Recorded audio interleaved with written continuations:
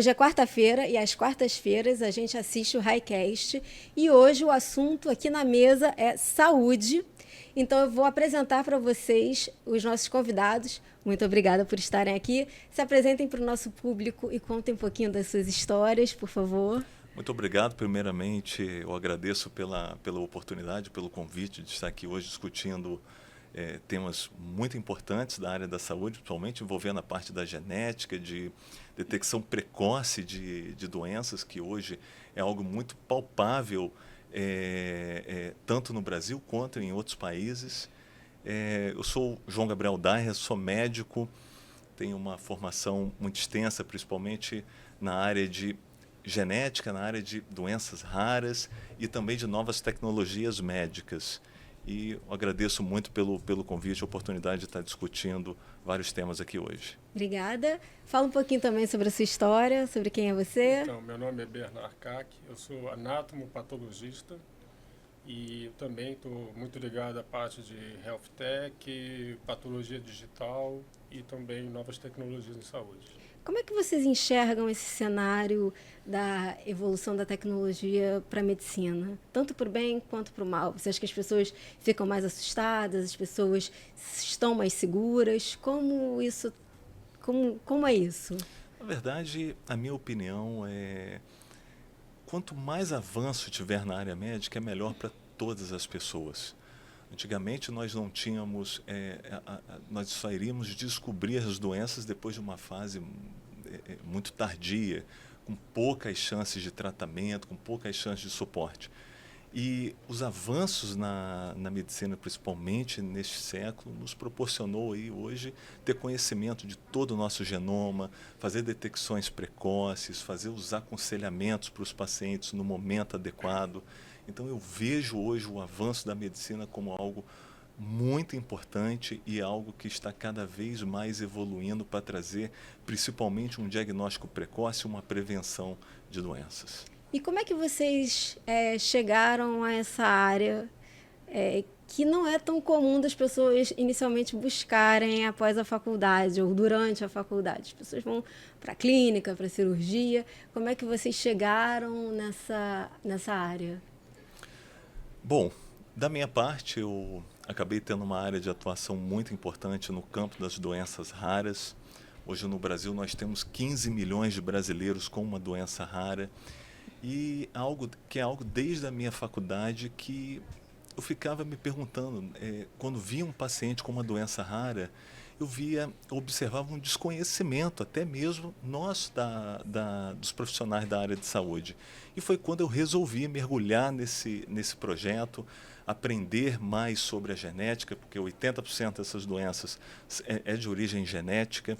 Então eu acabei me aprofundando muito nessa área e aliando agora com novas tecnologias que podem trazer diagnósticos precoces, tanto para o paciente quanto para a família. Então isso é algo que me motivou bastante desde o meu ciclo básico da faculdade. E você? Bom, a patologia, inicialmente, ela era uma ciência só morfológica, né? A gente só retirava fragmento, um tecido, uma cirurgia, e analisava do ponto de vista morfológico, só do ponto de vista da estrutura da lesão. Então, houve com o tempo uma convergência para a medicina molecular, onde a gente começou a estudar mais a parte genética das doenças e também novos tratamentos. Então, a patologia ela ficou muito mais ligada à área de tecnologia do que ela era inicialmente. E me conta um pouquinho da questão que você começou a ver doenças raras. Quais são as doenças que você mais vê? Tudo bem, são raras, mas... São raras na teoria, mas eram na mais prática raras não. Antigamente. Porque hoje nós temos somente no Brasil 15 milhões de brasileiros com uma doença rara. É uma estimativa do Ministério da Saúde. Então não são tão raras assim. Então o que caracteriza? E tem doenças muito... dentro desse universo, que são de 6 a 8 mil doenças raras catalogadas, nós temos as mais prevalentes. Uhum. Com uma incidência de 1 para 300, 1 para 500, 1 para 1.000, 1 para 3.500 e até mesmo de 1 para 1 milhão. Uhum. E é algo que vem se desenvolvendo muito, não somente no Brasil, mas como no mundo, o conhecimento dessas doenças, como nós iremos diagnosticar, como nós iremos tratar. Lembrando que essa foi uma preocupação já há um bom tempo nos Estados Unidos.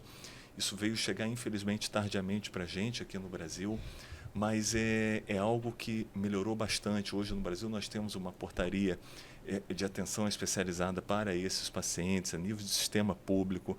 Nós temos testes genéticos avançados, nós já temos tratamentos incorporados tanto na iniciativa pública quanto privada.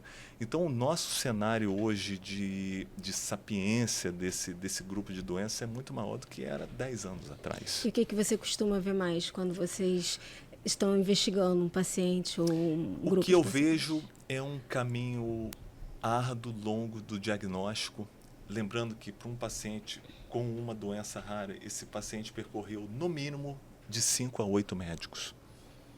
Então nós temos um diagnóstico muito tardio, que infelizmente ainda é uma realidade nossa aqui do Brasil.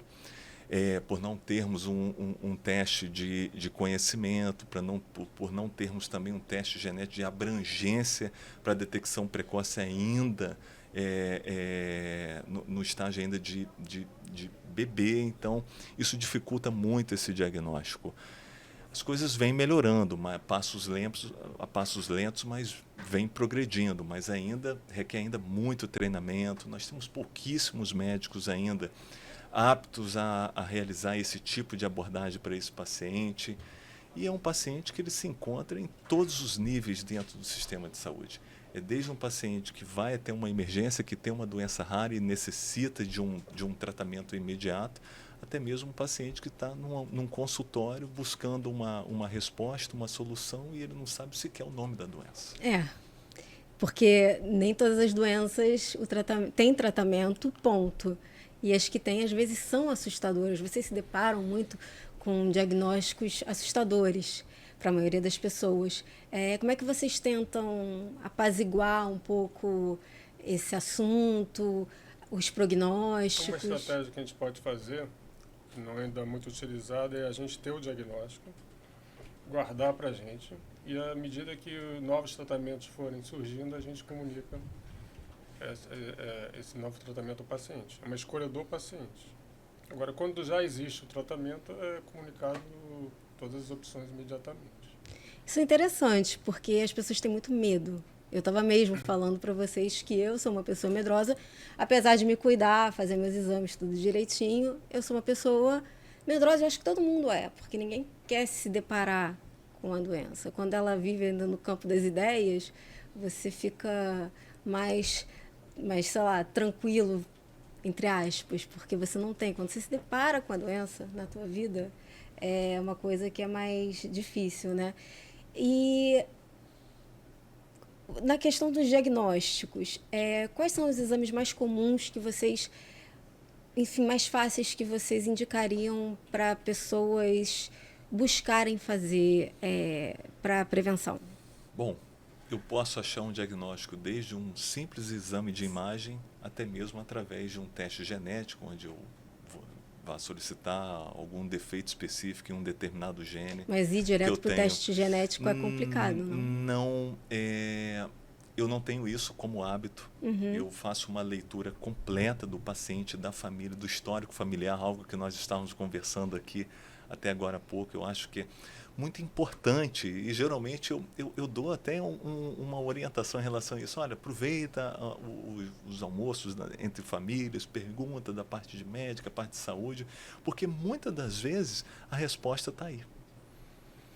Ou seja, doenças, patologias que aconteceu lá atrás, em outras gerações, e que sempre vai ter alguém da família. Olha, eu tive um tio que começou com sintoma, começou com a dificuldade de deambular, e antigamente não tinha nada, hoje já está com muito sintoma. Então, começar esse exercício, que é algo simples, já traz para o médico que tem uma experiência com isso, uma pista e talvez um caminho a ser percorrido na área de diagnóstico. Mais uma vez, tanto da parte de um simples exame de sangue, até mesmo se a gente precisar utilizar um teste genético com mais assertividade para fazer o diagnóstico desse paciente. Quando vocês indicariam um teste genético de pronto? Dá um exemplo prático assim, para o público. Bom, seria para a gente identificar, na verdade, os sintomas do paciente. Ele é o grande caminho para a gente fazer a indicação de um teste genético. Uhum. Um teste que é feito, embora ele é um teste de triagem, e o paciente ele é feito em massa, e o paciente, a grande maioria, não tem sintomas, é a triagem neonatal. Uhum. Hoje em dia é uma coisa muito ampliada no Brasil, mais uma vez, tanto sistema público e privado, todos os recém-nascidos são passados por uma triagem neonatal. No sistema público, nós temos de 6 a 10 doenças sendo triadas, mas no sistema privado nós podemos triar até mais de 50 doenças com uma simples gotinha do calcanhar da criança. E muita gente ainda não faz. Eu acho que é por isso que eu acho importante essa divulgação, trazer essa informação, porque as pessoas ainda, uma grande parte ainda não tem acesso a essas informações, do quanto é importante realizar um teste do pezinho, uma triagem neonatal, uma triagem mais ampla para a gente albergar um maior número possível de doenças a serem diagnosticadas. Isso realmente salva a vida de uma criança. A gente, na comunidade judaica, se sabe que existem muitas mutações. Quais são as doenças mais comuns que se vêem dentro que a gente vê dentro da comunidade judaica, sendo Ashkenazi, Sefaradi, são diferentes? Na comunidade Ashkenazi já é mais bem estudada, Uhum. né, porque muitos hospitais americanos foram fundados, né, pela comunidade, então tem setores especializados de genética dentro desses hospitais, principalmente nos Estados Unidos. No Brasil, nem tanto. E não existe um estudo assim que mostre exatamente a prevalência de cada doença, mas a gente sabe que a incidência é mais aumentada na comunidade Ashkenazi. Tanto que nos testes genéticos hoje, muitos deles a gente vai observar que já existe um quadradinho para você marcar que é da comunidade Ashkenazi. E uma coisa interessante que a gente estava comentando também é que em relação à profilaxia, vai surgir nos próximos anos o que a gente chama de biópsia líquida. O que é a biópsia líquida? Você faz um exame de sangue comum e você vai analisar no seu sangue restos de DNA ou de células tumorais, às vezes com anos à frente da sua evolução. Então, quer dizer, um tumor que poderia aparecer daqui a 5, 10 anos, você já pode começar a observar algum fragmento de DNA dele. E a partir daí você direcionar o estudo, né, de imagem, outros estudos de biologia molecular para investigar que tipo de tumor é esse. E como é que... E na comunidade sefaradi ainda não tem tanta... Na verdade, existem algumas estimativas. Eu não saberia lhe informar aqui em termos de percentuais, números. mas eu estou falando de observação mesmo. São doenças, muitas vezes, de acometimento neurológico. Então, mas existem alguns números, mas é algo que, quanto mais avançado for os testes, quanto mais pessoas fazerem os testes, nós teremos aí um número real, né, do número de acometimentos. Né? Porque como os testes não estão ainda muito popularizados, né, a gente não faz de rotina, a gente não tem ainda um estudo de prevalência real na população. Mas a gente espera, então, que popularizando os testes, a gente vai começar a ter esses dados mais fidedignos. Eu, por exemplo, estou querendo ser mãe. Não tão em breve, mas médio prazo. Que testes vocês indicariam, por exemplo, para eu fazer com o meu companheiro? Bom, hoje nós temos vários testes genéticos, principalmente voltados para a área de reprodução, onde nós podemos identificar se você tem um gene recessivo para uma determinada patologia e o seu companheiro se vai ter o mesmo gene recessivo para aquela patologia também. E aí sim oferecer um aconselhamento em relação a isso. Então existem já esses testes hoje, que são testes, são os testes pré-concepcionais, que a gente consegue trazer mais informações ainda para o casal. E quem a gente procura? Porque eu acho que falta um pouco disso também, dessa informação. A gente sabe que existem os testes, mas que médico eu procuro? Com quem eu converso? Bom, na minha concepção, geralmente essa primeira conversa vai ser sempre com o seu médico de rotina, que vai ser o seu ginecologista e obstetra, que é o caso do Brasil. E a partir desse primeiro encontro é que começa a se ramificar. Tem que ter uma conversa, o próprio médico vai identificar na anamnese clínica dele, e através disso você vai pensar num planejamento, que é algo que já é feito lá fora, aqui no Brasil nem tanto, mas você vai fazendo um planejamento familiar. Aí ele pode encaminhar para o médico da genética ou para outros profissionais habilitados que estão aptos a fazer esse tipo de aconselhamento. Mas a primeira conversa geralmente é com um médico ginecologista e obstetra, até porque já é um médico que a mulher já visita de forma muito rotineira. E a gente estava falando da questão das neoplasias, que eu acho que é a grande, apesar de existirem outras doenças, as neoplasias são a grande preocupação, todo mundo tem medo. E é importante você descobrir cedo. E a gente estava falando da neoplasia infantil. Você pode falar um pouquinho da detecção, enfim, de testes? A gente ainda não tem a gente vai entrar ainda, né, na rotina, no futuro, como ele estava até falando aqui antes da conversa, de exames de imagem que sejam mais profiláticos do que só diagnósticos, né? Então, depois ele pode até comentar um pouco sobre ressonância nuclear magnética, tomografias, né, que são mais rápidas de serem feitos. Então, a gente hoje ainda não tem um teste profilático, né? Mas eu acredito com a biópsia líquida, que pode fazer um painel, por exemplo, de 200, 300 tumores diferentes no futuro, a gente vai começar a pegar essas lesões no início.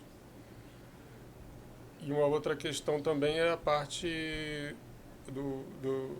da familiar, né? da parte hereditária, né? Sabendo que tem alguém na família que já fez o sequenciamento genético, tem aquela mutação, ela pode acompanhar mais detidamente seus exames. Então, ao invés de fazer anualmente os testes ginecológicos, mamografia, você vai fazer de 6 em 6 meses, ou de 4 em 4 meses. Cai sempre na história familiar. Algo que eu comentei. Eu lembro muito do caso da Angelina Jolie. Sim. Que ela fez a mastectomia dupla. Sim. Porque a mãe dela ela tinha um histórico familiar assustador, alarmante, né, de câncer de mama, e ela fez, e não teve, ela não desenvolveu, ela fez a reconstrução e está bem. E aí, a partir da futura geração dos filhos dela, que segundo você me passou, foi a mãe que teve a mãe dela ela fez provavelmente um teste genético e deu quase 100%. A futura geração dela também. Eu não fiquei muito a par dessa história da Angelina Jolie, eu conheço a história, mas não fiquei, eu não sabia do contexto familiar dela, mas provavelmente a futura geração dela já vai ter que fazer os testes para detecção, isso se já não fizeram. Provavelmente os filhos biológicos devem ter feito, até porque ela tem os recursos e ela tem o acesso, né? E no Brasil o acesso é um problema, porque como é que é essa questão de testes nos planos de saúde brasileiros? Bom, não são, já foi muito pior. Hoje essa realidade vem mudando, até porque ocorre uma pressão dos pacientes, uma pressão popular para que ocorra a incorporação de exames hoje para os planos de saúde efetuarem o pagamento. É algo ainda, na minha concepção, ainda muito embrionário. Isso tinha que se desenvolver ainda muito mais. Nós temos hoje sequenciamentos, nós temos sequenciamento de última geração, o genoma, e que às vezes encontram uma certa dificuldade para a autorização desses exames. Porque está muito restrito hoje o sequenciamento daquilo que você já tem de tratamento. Então ele faz o painel somente aqueles genes, por exemplo, que podem ser alvos de algum tratamento que já existe na indústria farmacêutica. Mas o painel ampliado, por exemplo, de 500 genes, né, mais de 500 genes, geralmente os seguros não cobrem. Se for uma doença incurável, não cobre. Depende muito de quem analisar o pedido e indicação. Enfim, isso ainda existe uma demora aí significativa no Brasil ainda para isso. O que existe de tecnologia lá fora que vai chegar por aqui para a gente poder analisar o nosso corpo, a nossa saúde e a nossa longevidade, por que não, né?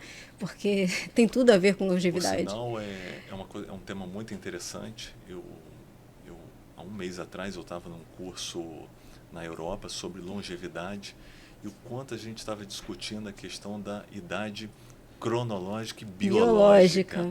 Então hoje nós temos testes ainda, nós não temos ainda no Brasil, nós temos testes hoje que a gente consegue de uma forma muito exata, muito precisa, trazer essa idade biológica real do paciente, que não será necessariamente a mesma da cronológica dele. Não, jamais. Então, e a partir desse teste, a gente começar a implementar mudanças significativas na saúde desse paciente, aumentar a vigilância sobre determinados órgãos, implementar práticas esportivas, implementar inclusive até a utilização de suplementos que hoje são extremamente importantes, que têm aumentado também a sobrevida do paciente.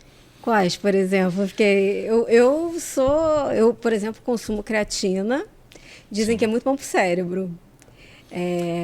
Depende muito isso é uma análise muito complexa. Mas hoje nós temos um suplemento que está sendo ainda pouquíssimo divulgado no Brasil, que é o NAD+.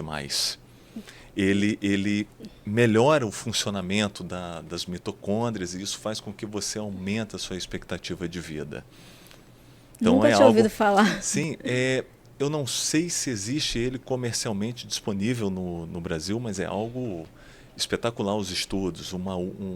Existe um outro medicamento também, que é um medicamento muito utilizado, ainda necessita ainda de estudos ainda confirmatórios, mas é um medicamento utilizado para diabetes.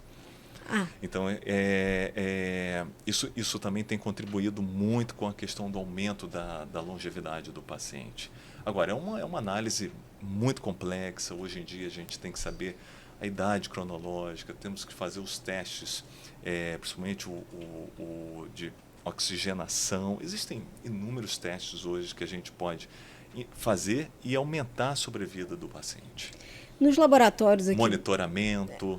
Monitoramento importante, sim, né? Nos laboratórios aqui de pesquisa, Fiocruz, nos departamentos UFRJ, UERJ, USP, quais são os estudos que estão sendo feitos que ainda não estão disponíveis para a gente, mas que tem uma expectativa de chegar, que são promissores no estadiamento, enfim, do câncer, de doenças que são bastante prevalentes, né, e que são absolutamente preveníveis?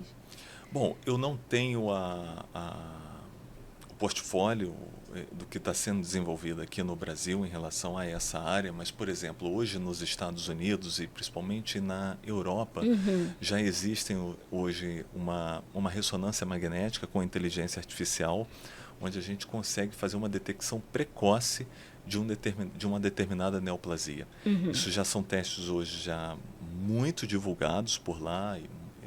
Para você ter ideia, existem filas de espera para você conseguir fazer esse exame. E se você fizer do seu corpo inteiro, um exame do seu corpo inteiro, são apenas 60 minutos.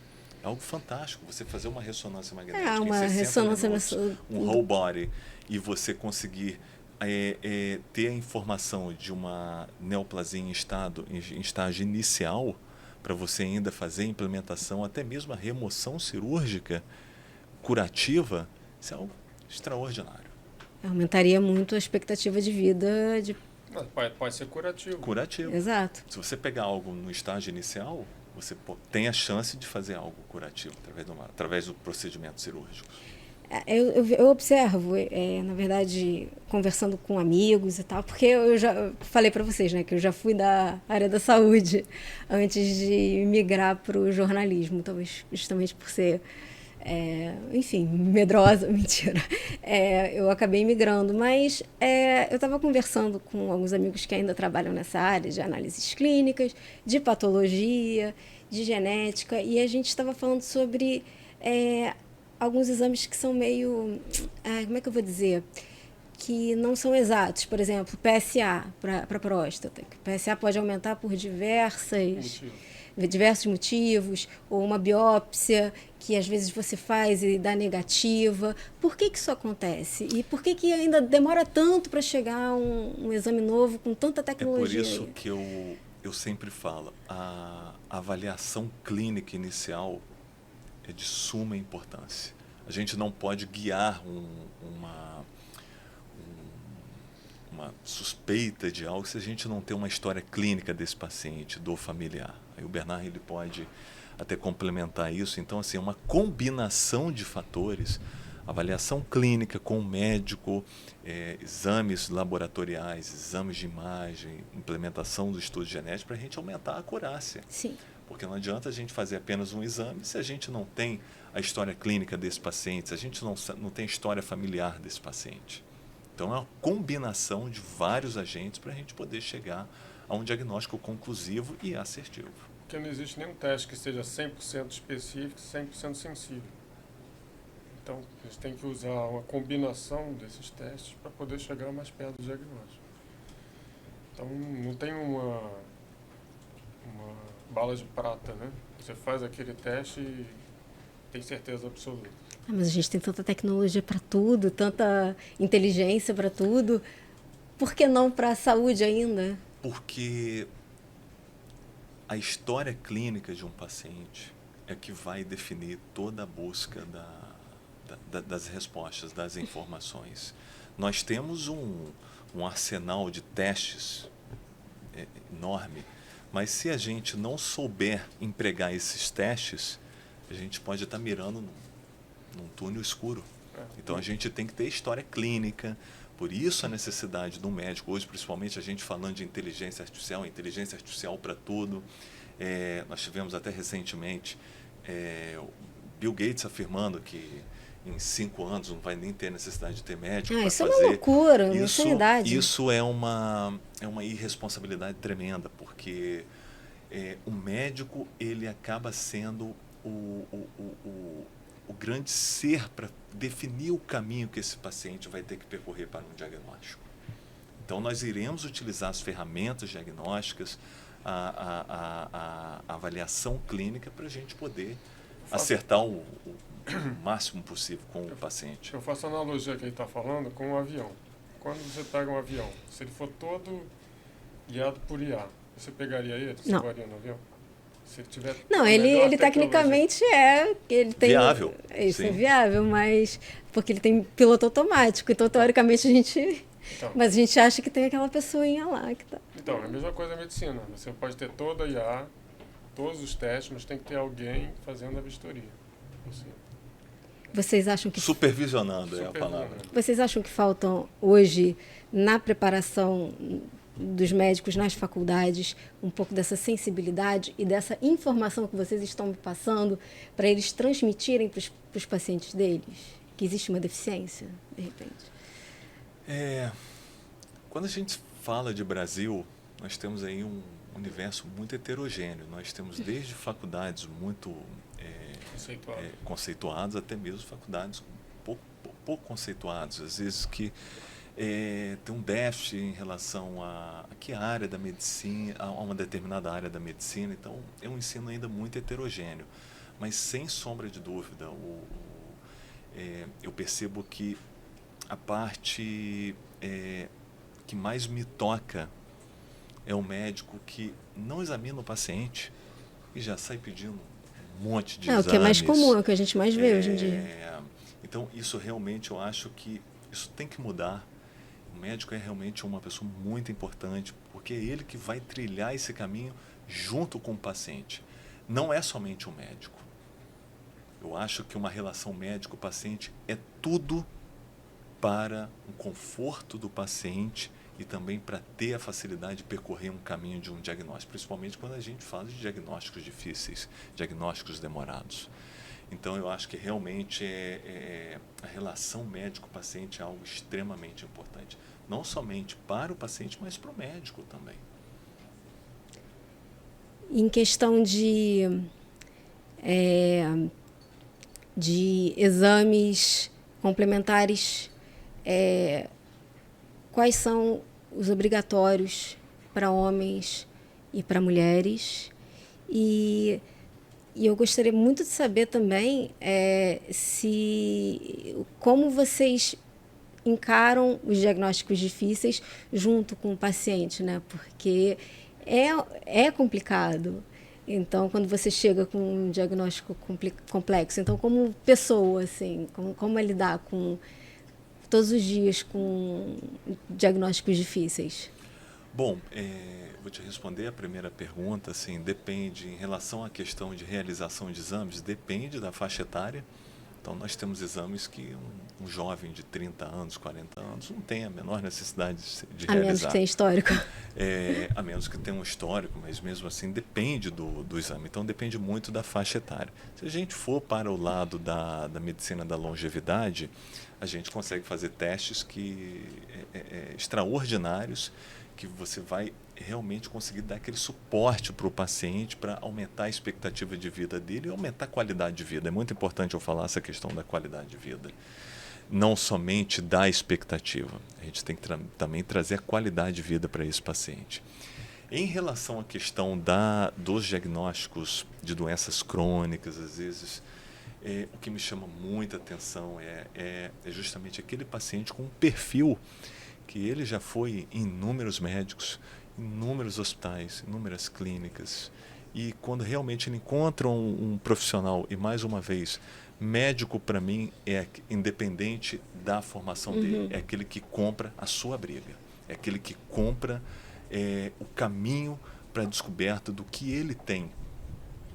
Então, esse é o médico que a gente tem que ver, a gente tem que analisar na hora que nós entramos num consultório, num hospital. É aquele médico bom, ele vai me dar a mão, ele vai junto comigo.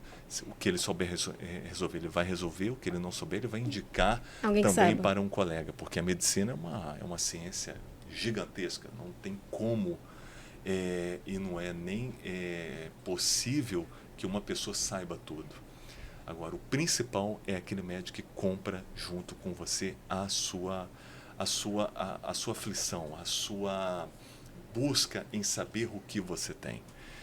E a maioria desses pacientes são pacientes, às vezes, eu tenho pacientes que nós fomos descobrir a enfermidade, ele foi a primeira vez em mim, depois ele estava já com 40 anos de idade.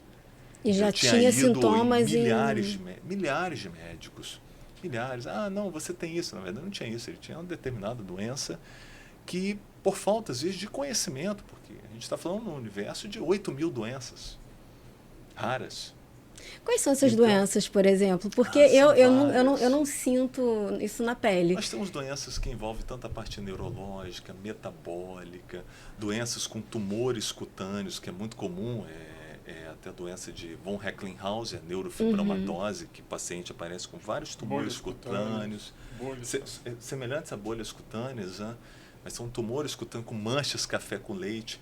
Eu tenho eu posso até citar um exemplo, no meu consultório, na minha prática diária, chegou uma vez um adolescente com várias manchas café com leite, sardinhas, geralmente nas axilas, e eu perguntei à mãe, eu olhei aquilo, já tenho um olhar já específico para as doenças raras, eu perguntei, mãe, alguém já te disse o que são essas manchas?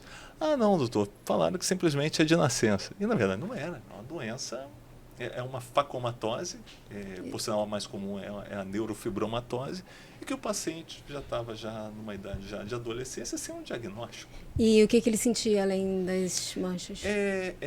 Felizmente ele só tinha as manchas café com leite, as efélides, e depois eu pedi para fazer uma avaliação oftalmológica um pouco mais profunda, identificou uns nódulos na íris, que são os amartomas da íris, ele não tinha nenhuma sintomatologia, mas era algo ainda que ele não tinha uma resposta, ele não sabia o que era.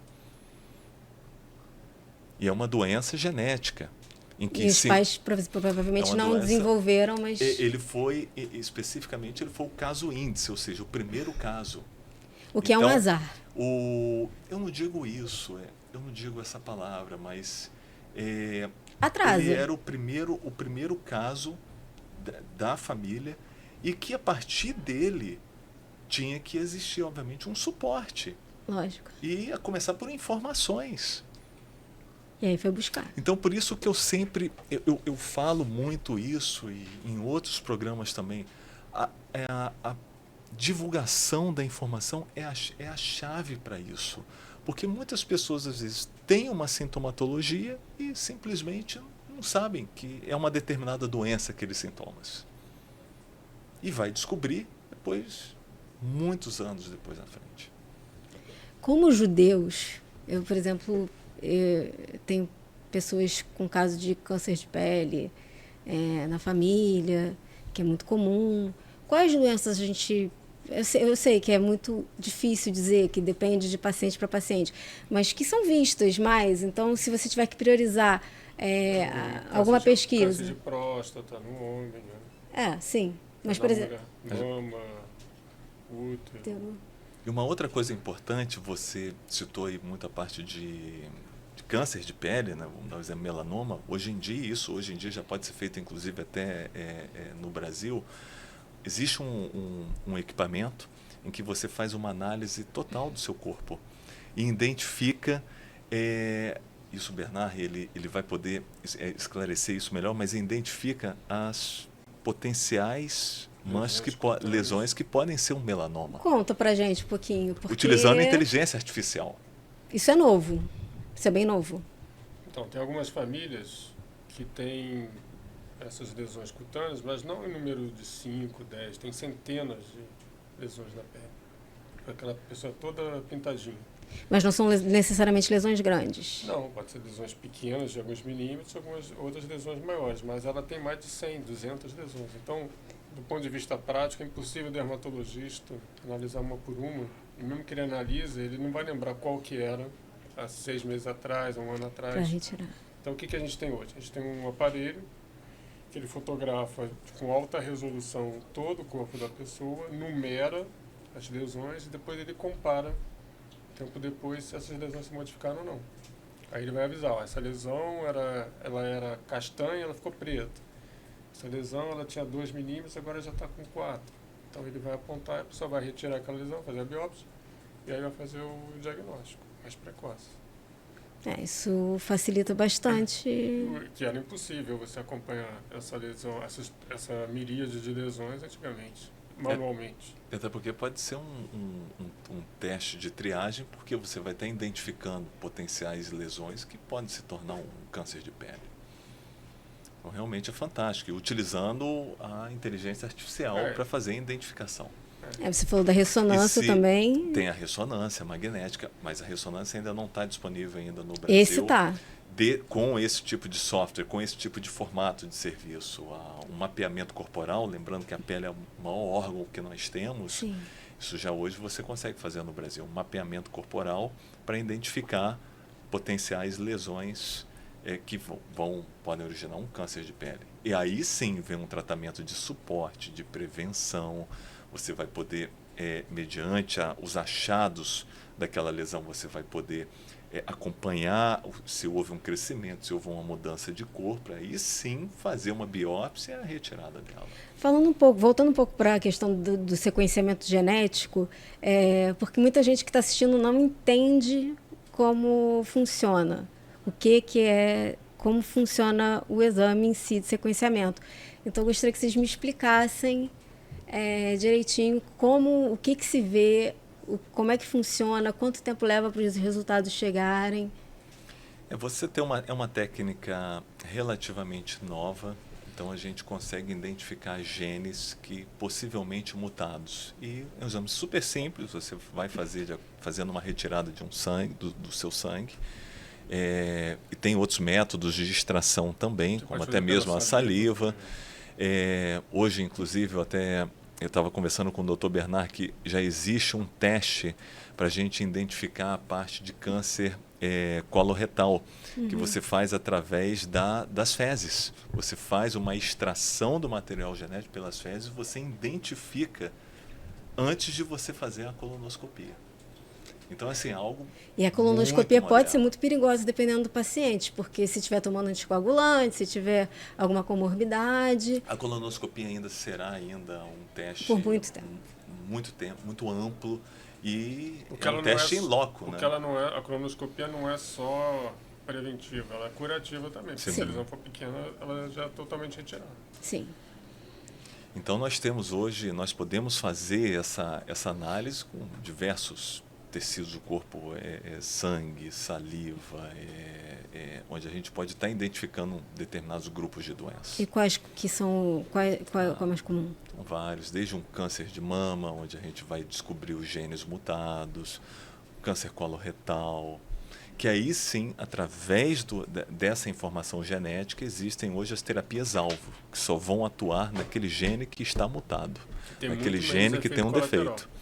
Como é que funciona isso? É uma terapia-alvo, ela só vai atuar para aquele determinado tipo de câncer que tem aquela determinada você consegue mutação genética. Você consegue determinar qual é o tipo? Qual é a mutação genética que vai responder a essa terapia? Porque na biópsia as pessoas fazem muito biópsia para identificar o tipo de câncer. Então, é o que eu estava Pra falando fazer- antes. A patologia, antigamente, você só tirava o material para dizer qual tipo de câncer. Aham. Só tinha um nome. Agora não. Além de você ter o nome, você vai tirar o material genético, vai estudar esse material genético do seu tumor para você usar a terapia-alvo para o seu tumor. E quanto isso aumenta as chances de curar ou Dependendo do tumor, às vezes pode ser até curativo. Em vez de você fazer uma quimioterapia convencional, você usa a terapia-alvo e você pode ter uma sobrevida indefinida. Enorme. Enorme. Enorme. mas isso também depende de quando você Depende do gene mutado, depende da condição clínica se já do tem paciente. a terapia-alvo para ele. Quais são os que têm terapia-alvo? São vários.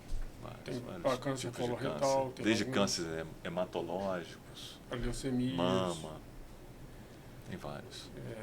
Tem o CAR-T-cell, que é CAR-T-cell. que você tira o linfócito do seu sangue, multiplica ele in vitro contra aquele tumor e depois reinjeta ele. Tipo um autotransplante. Fosse um autotransplante, mas de células que foram treinadas para destruir o seu tumor.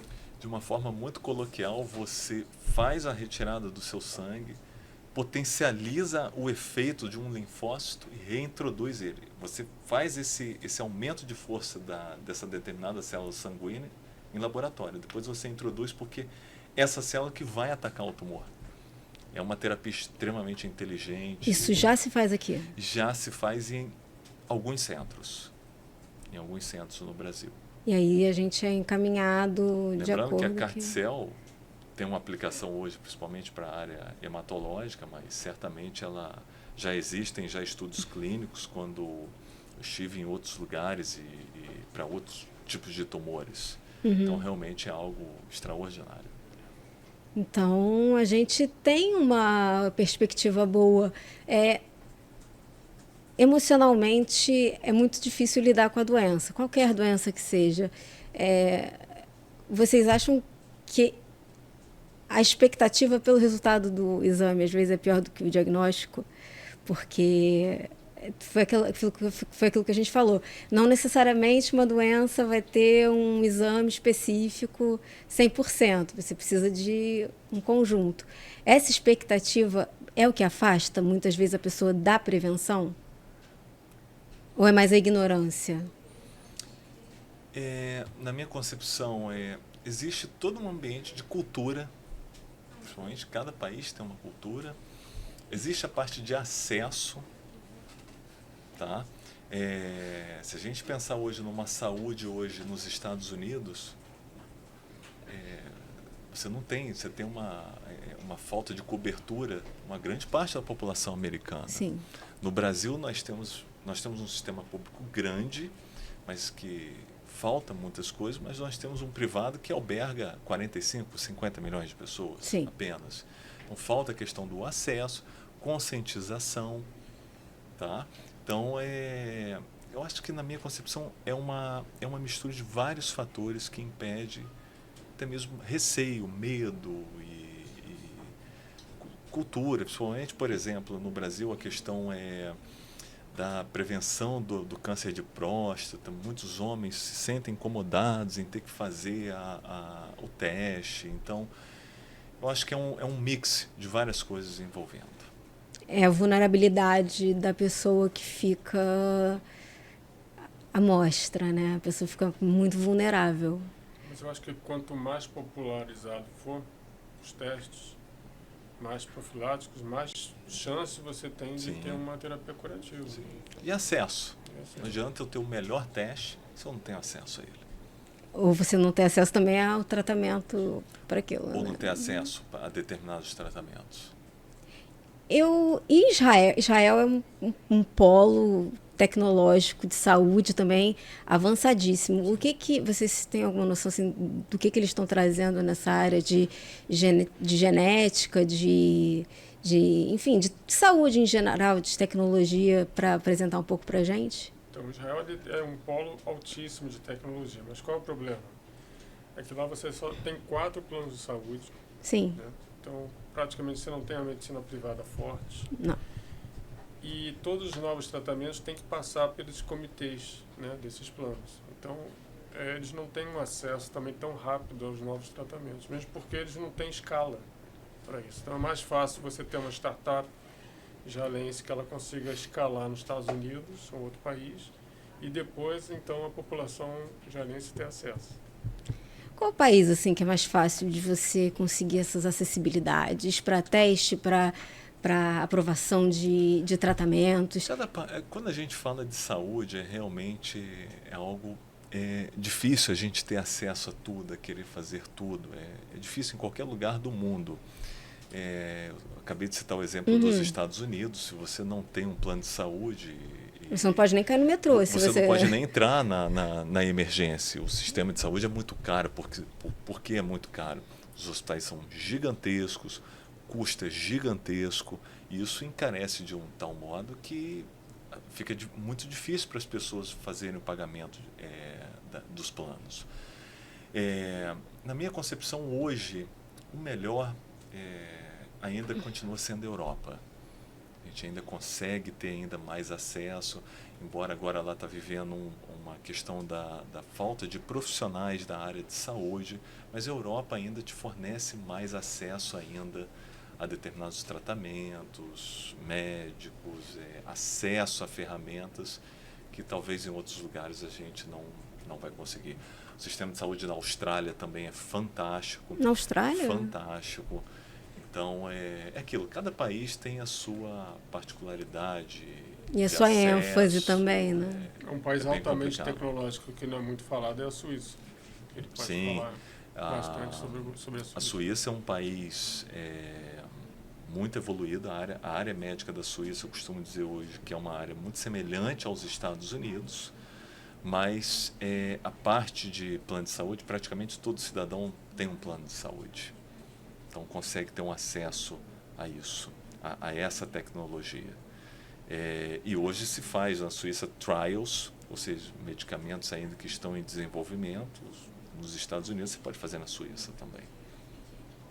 No Brasil a gente às vezes tem que lutar muito judicialmente para... E você não vai ter acesso aos trials, não, que são os medicamentos aí em fase de pesquisa. Você tem algumas pesquisas acontecendo no Brasil, mas não do tamanho de um Estados Unidos ou de uma Europa. Você precisa procurar o centro. E procurar o centro. E muitas das vezes o estudo começou lá. Ele é apenas um braço aqui. Isso acontece muito?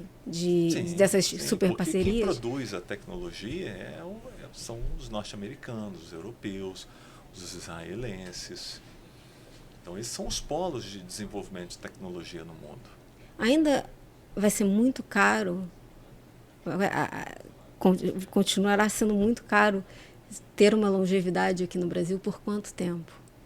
Qual é a perspectiva do Brasil, da chegada das altas tecnologias e da acessibilidade a todos?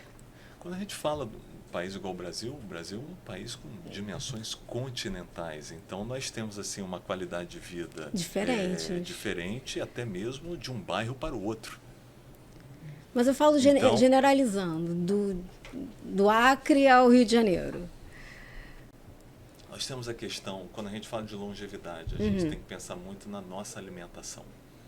A alimentação no Brasil hoje, a grande maioria, está ligada a consumo de ultraprocessados. Sim. Então, a quantidade de conservante é diferente. Se você for para um país ao lado do nosso, posso dar um exemplo do Uruguai, um país de 3 milhões e meio de pessoas. Então, a quantidade de alimento fresco, alimento sem agrotóxico, isso traz um aumento da nossa sobrevida tremendo. A gente não sabe até que ponto o uso de um agrotóxico, o uso de um pesticida pode fazer no nosso DNA. O consumo de determinados alimentos ultraprocessados, que o Brasil sempre se espelhou muito na cultura norte-americana. Então, nós temos uma tendência a consumir alimentos enlatados, processados, bebidas açucaradas, encaixotados, bebidas açucaradas. E isso já foi mais do que comprovado que isso provoca um dano irreversível no nosso organismo. Uso excessivo de antibiótico? Sim. Isso altera toda a sua microbiota. Como a microbiota atua no nosso sistema geral? Ela atua no sistema imunológico, ela protege bactérias boas, protege de bactérias patogênicas. A produção de imunoglobulinas, elas regulam a proliferação das células também. Então tem uma nuvem dentro da gente, ao redor da gente, que protege a gente. O que mais a gente pode evitar que vocês acham que as pessoas não sabem, mas deveriam saber para aumentar a longevidade? Uma delas é a alimentação. Eu acho que o controle em relação a uma boa alimentação, o consumo de alimentos orgânicos, verdadeiramente orgânicos, isso influencia positivamente na saúde de uma pessoa. Uma outra questão é o estresse, que hoje nós temos que lidar com várias coisas, principalmente quando moramos em grandes centros, trânsito, o ambiente, poluição. Então, isso tudo também contribui de forma negativa também na nossa saúde, no nosso bem-estar. Uma outra coisa que vem se discutindo muito é a interação social. Isso no Brasil, o brasileiro, ele é um povo mais aconchegante, mais feliz. Quando a gente viaja para fora, encontra um brasileiro, na mesma hora a gente quer conversar, se abraçar. Algo que isso às vezes não é encontrado em outros países, em outras culturas. Então, a parte social do bem-estar, você ter amigos, isso é algo que influencia positivamente também na sua longevidade.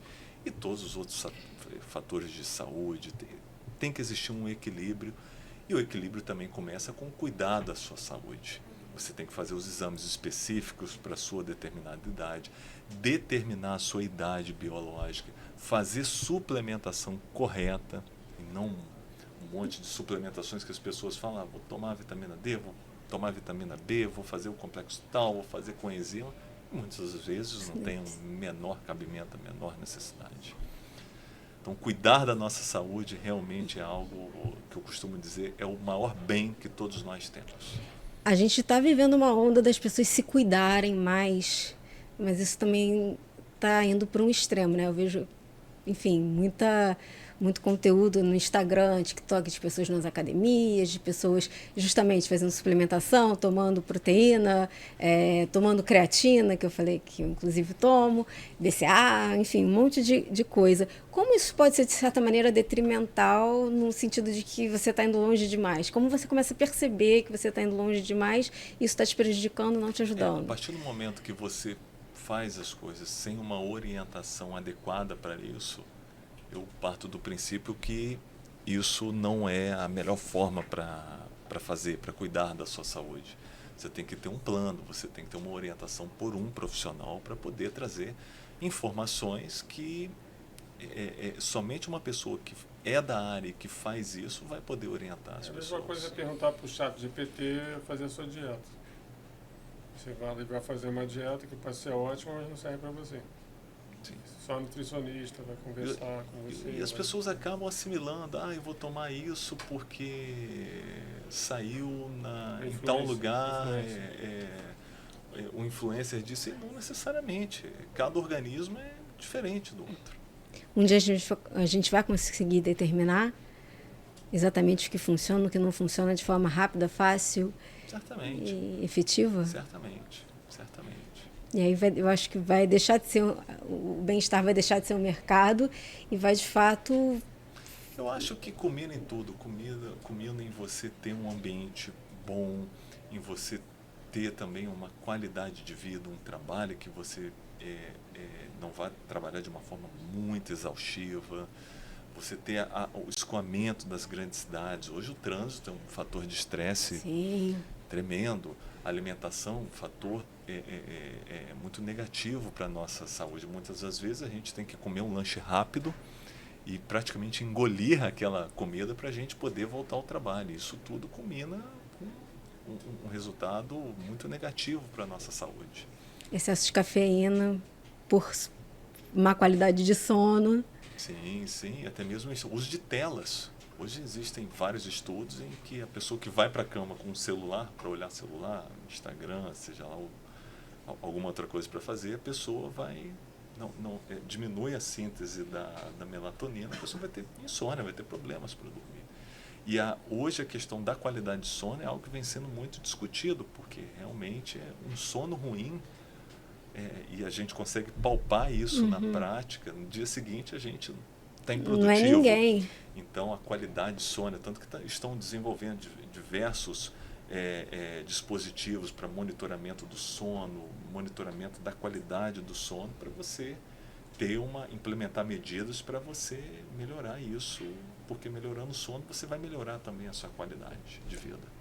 Eu acho que nosso tempo está se encerrando e eu gostaria de pedir para vocês, como profissionais da saúde, deixarem um conselho, um recado para quem está assistindo a gente,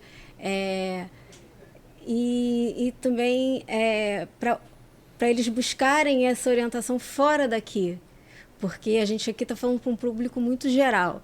Então, qual recado vocês deixam para o público que está assistindo a gente? O que é importante para conduzir a saúde, conduzir o bem-estar, a longevidade, prevenir as doenças? Acho que a palavra é equilíbrio, né? Você não deve nem 8, nem 80. Você deve ter várias fontes de procura, de conhecimento, não se guiar só por uma ou duas pessoas, ou por influencer, ou pela mídia. Tem muita moda. Então acho que o tempo e o equilíbrio é que vai ditar tudo. Bom, eu costumo dizer, principalmente para as pessoas que têm determinados sintomas, mas não sabe que doença é aquela, já está procurando vários profissionais, não encontra uma resposta. Eu acho que a hora é hora de refletir e realmente verificar o profissional que vai realmente comprar esse caminho junto com ela para chegar a um diagnóstico e poder melhorar a sua saúde. Em relação à parte da longevidade, fazer todo um planejamento da sua vida, planejamento do trabalho, planejamento financeiro, planejamento da sua própria alimentação, para obviamente culminar aí num bem-estar, num aumento da sua qualidade de vida, que é extremamente importante. E terapia para encarar essas coisas todas é importante? Eu acho que nós temos que estar bem tanto da parte física e mental. Isso são coisas primordiais da nossa vida. Qualquer coisa que interfira nesse eixo, eu acho que a gente tem que parar, colocar numa balança e analisar se realmente é isso que a gente quer comprar para a nossa vida, porque certamente você vai pagar com anos da sua vida. Sim. Então eu acho muito importante as pessoas sempre manterem um bom senso, um equilíbrio, para decidir de fato o que querem para a sua vida. Você quer viver mais e você vai ter que abrir mão de determinadas coisas, ou você quer viver menos e você vai ser um workaholic, botar o pé vários problemas físicos, orgânicos, mentais. Então eu acho que é importante a gente saber o que nós queremos para as nossas vidas. Eu acho que é uma mensagem importante, então, que a gente encerra o nosso podcast. Eu quero agradecer vocês por terem vindo, por terem conversado com a gente. Nem sempre é um assunto agradável, ninguém gosta de falar sobre as suas mazelas ou as possíveis mazelas e encarar os medos de frente, mas é importante, porque só assim a gente vai conseguir viver bem e muito. E ficamos por aqui com mais um Highcast. Não se esqueçam, às quartas nós assistimos Highcast. Ficamos por aqui, obrigada e até a próxima.